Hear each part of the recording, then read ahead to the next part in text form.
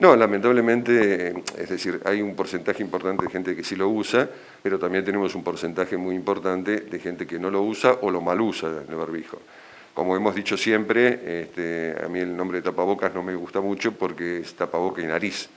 El barbijo implicaría la cobertura de las dos zonas. Desde el comienzo de la pandemia venimos diciendo, obviamente, cuáles son los medios de esparcimiento del virus, y entonces tenemos que tener en cuenta que es una barrera de protección fundamental que sin ninguna duda disminuiría muchísimo la posibilidad de contagio. Uno lo ve sobre todo la falta o la imprudencia o la falta de responsabilidad en la gente joven y en los adolescentes. Esto no es algo en contra de ellos, obviamente son la población de menor riesgo, pero si ellos se contagian, también van a contagiar a gente de alto riesgo. ¿El hecho de que no haya casos en la zona hace también que la gente se relaje un poco más?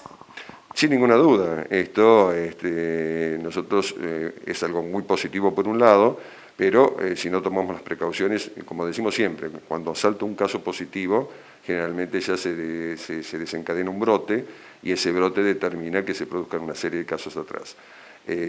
Esta cuestión de los asintomáticos que venimos diciendo tantas veces y venimos repitiendo, son pacientes, en realidad no son pacientes porque no tienen enfermedad, pero digamos son personas de alto capacidad de contagio y como no tienen conciencia de su enfermedad, sin ninguna duda pueden transformarse en un foco muy importante.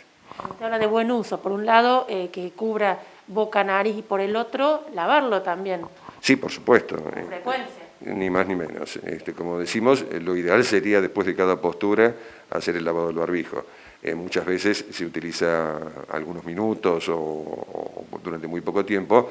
Bueno, cuando llegamos a nuestro hogar hay que desinfectar la parte expuesta del barbijo, que sería la parte externa, ya sea con la solución de alcohol o con alguna solución sanitizante, pero lo ideal sería lavarlo en cada una de las posturas. ¿Hay distintos tipos de barbijos? ¿Todos cubren de la misma forma o no? No, no, sin ninguna duda hay algunos de mayor capacidad filtrante y otros de menor capacidad filtrante.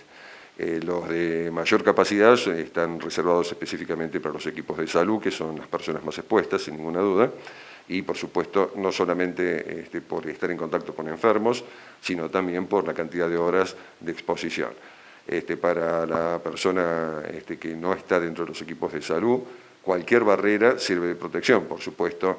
Cuanto mejor la calidad y mejor la cantidad de capas del barbijo, obviamente se disminuye la posibilidad de contagio. ¿Coincide con esta decisión de por 15 días suspender incluso los encuentros familiares?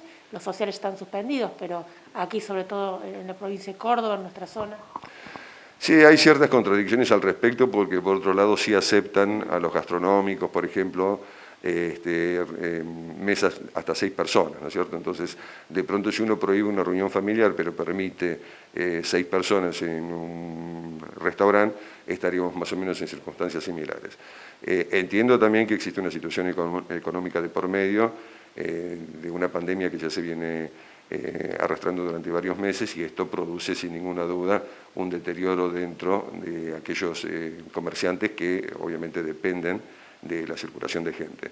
Pero sí, se ha visto que la mayor cantidad de brotes se han producido en reuniones sociales o reuniones familiares y las medidas están destinadas a tratar de evitar eso. Lamentablemente es muy difícil de controlarlo, ¿no? Nosotros sabemos que inclusive acá en la zona nuestra, en Calamuchita, si bien no tenemos casos, esto determina esa relajación de la que estabas hablando y por supuesto también hay reuniones sociales y reuniones familiares. Acerca de la vacuna, ¿eso es lo que va a poner un cambio en toda esta situación? Sin ninguna duda, hay 160 vacunas en este momento en estudio en el mundo, hay 4 o 5 que ya están prácticamente en su tercera fase, así que calculo que para el año 2021 ya tendremos suficiente cantidad de vacunas como para que la población mundial pueda terminar con esta pandemia. Va a haber que seguir cuidándose. Sí, sí, por supuesto.